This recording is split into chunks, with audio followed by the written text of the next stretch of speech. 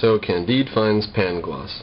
Candide, divided between compassion and horror, but giving way to the former, bestowed on this shocking figure the 2 florins which the honest Anabaptist James had just before given to him. The spectre looked at him very earnestly, shed tears, and threw his arms about his neck. Candide started back aghast. "Alas," said the one wretch to the other, "don't you know your dear Pangloss?" "What are you saying?" says Candide. "Is it you, my dear master? You I behold in this piteous plight? What dreadful misfortune has befallen you? What has made you leave the most magnificent and delightful of all castles? What has become of Miss Cunegonde, the mirror of young ladies, and nature's masterpiece?" Cries Pangloss, "Oh, Lord, I am so weak I cannot stand." He's supposed to be the British accent. "Oh, Lord, I am so weak I cannot stand." Upon which Candide instantly led him to the Anabaptist stable and found him something to eat. As soon as Pangloss had refreshed himself a little, Candide began to repeat his inquiries concerning Miss Cunegonde. "She is dead," replied the other. "Dead!" cried Candide, and immediately fainted. His friend recovered him by the help of a little bad vinegar. Candide opened his eyes and again repeated, "Dead! Is Miss Cunegonde dead? Ah, what has become of the best of all possible worlds now? But how did she die? Was it for grief upon seeing her father kick me out of his magnificent castle?" "No," replied Pangloss. "Her body was ripped open by the Bulgarian soldiers, after they had ravished her as much as it was possible for a damsel to be ravished. They smashed her father's head for attempting to defend her. My lady, her mother, was cut in pieces. My poor pupil was served just in the same manner as his sister, and for the castle they have not left one stone upon another. They have destroyed all the ducks and the sheep, the barns and the trees. We have had our revenge, for the Abares have done the same thing in a neighboring barony, which belonged to a Bulgarian lord." At hearing this, Candide fainted a second time, but having come to himself again, he said that all was appropriate to the occasion. He asked about the cause and effect, as well as about the sufficing reason that had reduced Pangloss to so miserable a condition. "Alas," replied the tutor, "it was love. Love, the comfort of the human species. Love, the preserver of the universe, the soul of all sensible beings. Love, tender love, tender love." "Alas," replied Candide, "I have had some knowledge of love myself, this sovereign of hearts, this soul of souls. Yet it never cost me more than a kiss and 20 kicks in the rear. But how could this beautiful cause produce in you so hideous an effect?" Pangloss replies as follows. "Oh, my dear Candide, you must remember Paquette, Pacquette, that pretty wench who waited on our noble Baroness. In her arms I tasted the pleasures of paradise, which produced these hell torments, with which you see me devoured. She was infected with disease," syphilis it mentions down below, and perhaps is since dead of it. She received this present of a learned Cordelia, who traced it back to its source. He was indebted for it to an old countess, who caught it from a captain of cavalry, who caught it from a marchioness, who caught it from a page. The page received it from a Jesuit, who during his novitiate got it directly from one of the fellow adventurers of Christopher Columbus. For my part, I shall give it to nobody. I am a dying man." "Oh, sage Pangloss," cried Candide, "what a strange genealogy is this! Is not the devil at the root of it?" "Not at all," replied the great man. "It was a thing unavoidable, a necessary ingredient in the best of worlds.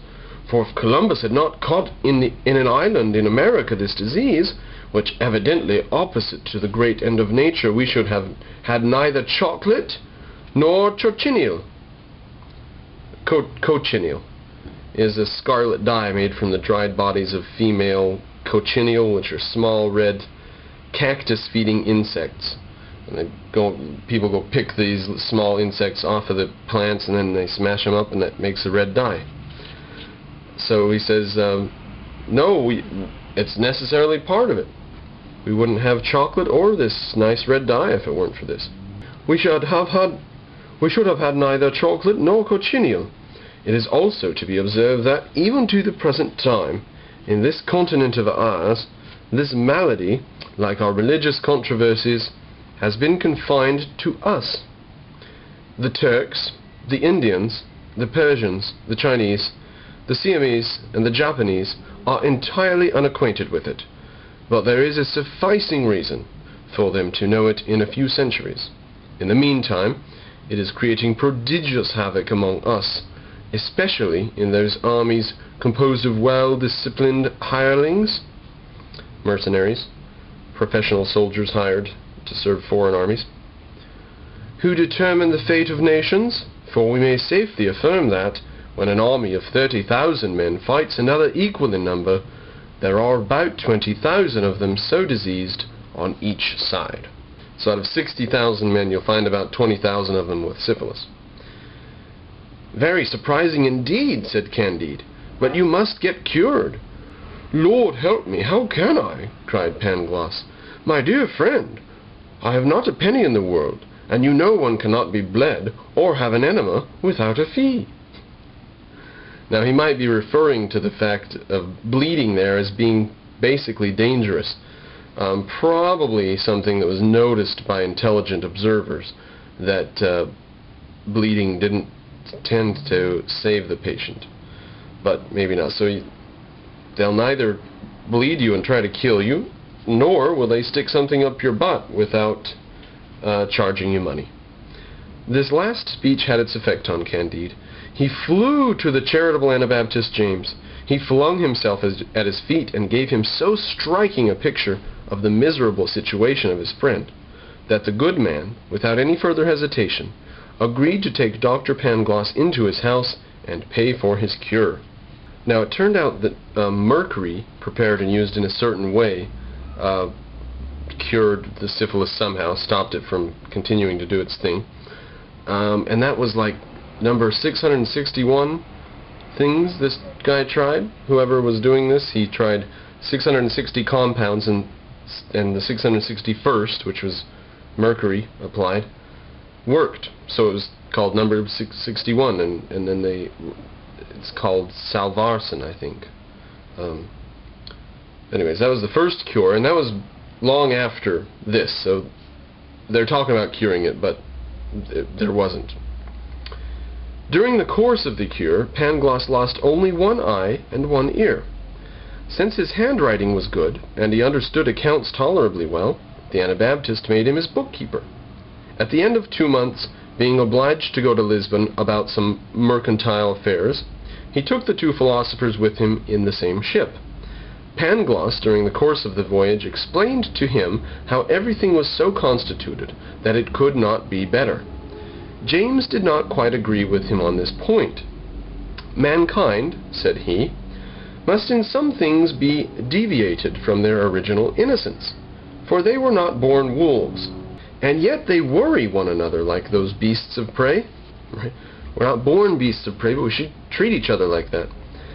God never gave them 24-pounders nor bayonets, and yet they have made cannon and bayonets to destroy one another. To this list I might add not only bankruptcies, but the law, which seizes on the effects of bankrupts, only to cheat the creditors.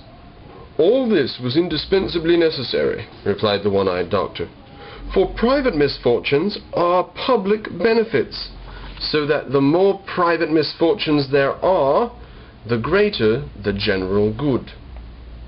Now, that sounds absolutely ridiculous when you put it like that, but some people have argued that private misfortunes lead to public welfare, public benefit. And if that's true, then we need more and more and more private misfortune, and the public will be much better off. While he was arguing in this manner, the sky was overcast, the winds blew from the 4 quarters of the compass, and the ship was assailed by a most terrible tempest within sight of the port of Lisbon. A tempest, a shipwreck, an earthquake, and what else happens to Pangloss, Candide, and James the Anabaptist. Chapter 5.